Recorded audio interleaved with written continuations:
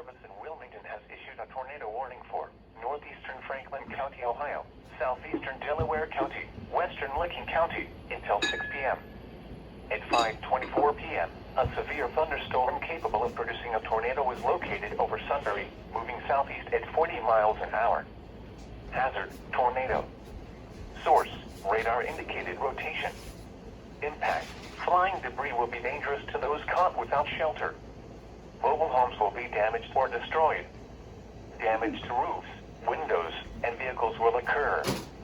Tree damage is likely. Locations impacted include Columbus, Newark, Westerville, Gahanna, Heath, Granville, Pawhuska, Johnstown, Sunbury, Buckeye, Heber, Granville South, Beach Trail, Polaris, New Albany, Jersey, Galena, Kirkersville, Alexandria, and Hartford. This includes the following interstates: I-70 in Ohio between mile markers 121 and 129. I-71 in Ohio between mile markers 121 and 130. Take cover now. Move to a basement or an interior room on the lowest floor of a sturdy building. Avoid windows.